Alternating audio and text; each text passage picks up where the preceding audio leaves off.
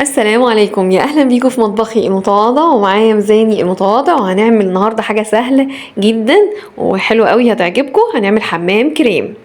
البلسم شبه بالظبط حمام الكريم، مفيش فرق. البلسم عباره عن لانيتات وميه وماء بلسم.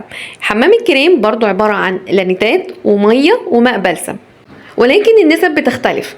نسبة البلسم في كل حاجة أقل شوية من حمام الكريم.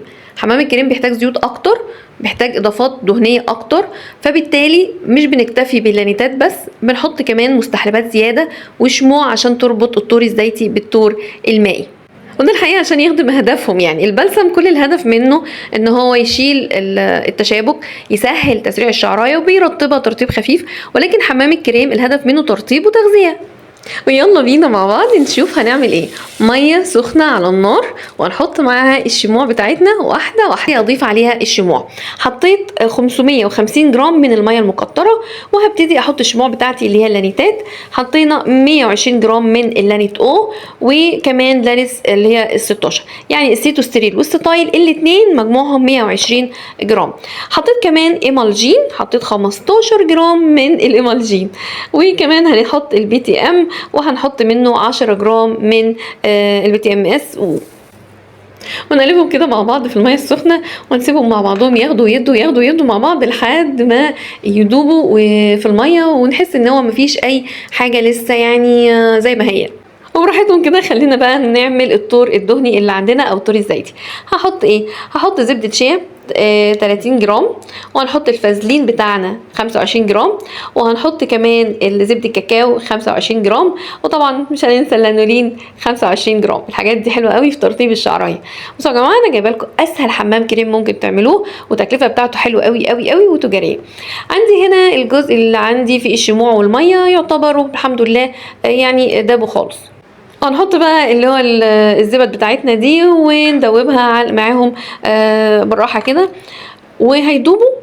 هقوم انا بقى لما يدوبوا نقلاهم في طبق بلاستيك من الاطباق اللي انا بحبها، اللي هي بستعملها قوي، حلو قوي معايا في كل الشغل بتاعي، سواء صابون او زيوت او كريمات او اي حاجه. سهله جدا في الاستعمال، اللي هي هوريها لكم دلوقتي بعد ما ندوبها. والحلل دي حلوه قوي قوي قوي، يعني هتسهل لكم الشغل. زي ما انتم شايفين كده. حاول ابعد الكاميرا شويه علشان تشوفوا شكلها. في منها 5 كيلو، في 10 كيلو، في 20 كيلو. طبعا انا عامله كميه كبيره اكتر من الكميات اللي انا بقولها لكم، فانا جايبه دي بتاخد 50 كيلو تقريبا، وانا هعمل 20 كيلو، ولكن انا بعمل لكم الريسيبي بتاعتنا اللي هي على يعني كيلو واحد. وهنبتدي نحط 100 جرام من الزيوت و80 جرام من ماء البلسم. انا بحب احط زيوت ايه؟ بحب احط زيت السمسم، بحب احط زيت الخروع وزيت البرافين، وبعض من الزيوت الخفيفه زي الارجان والجوجوبا، وكمان ممكن نحط كمان زيت جوز هند حسب نوع الشعر.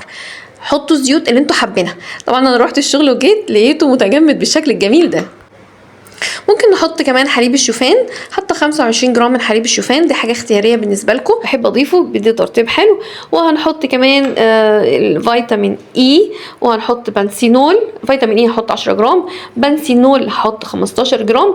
تخيلوا ان كده يعتبر احنا خلصنا حمام الكريم. ايوه خلصناه. اسهل تركيبه ممكن تعملوها واحسن نتائج هتحصلوا. شايفين هبتدي اقلب كده بالميكسر بتاعنا، شايفين اللزوجه بتاعته، شايفين الجمال، شايفين هو رابط ازاي. بس انا بصراحه ما بحبوش كده، انا ضفت ميه هنا وبدات اسيله شويه.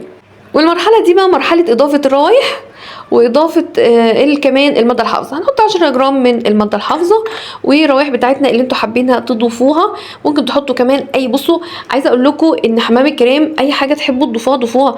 لو انتوا، انا ده تركيبتي، لو انتوا بقى من اثرياء وعليه القوم ومش فارق معاكم، ضيفوا بقى يا جماعه بقى يعني فيتامينات وبروتينات، وحطوا مش هيقول اي حاجه، يعني مش هيقول لكم لا.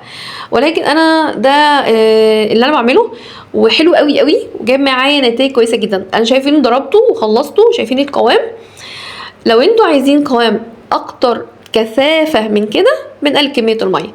لو انتوا عايزين قوام حلو وحلو يعني حلو التزموا بالكميه اللي انا قلت لكم عليها. هبتدي اعبي بقى حمام الكريم واحطه في عبوات بتاعته الخاصه، وهنحط عليه الملصق بتاعه. شايفين الجمال والحلاوه؟ مفيش احسن من كده. اشوفكم في تركيبه اسهل وابسط واحسن من كده ان شاء الله، ومع السلامه.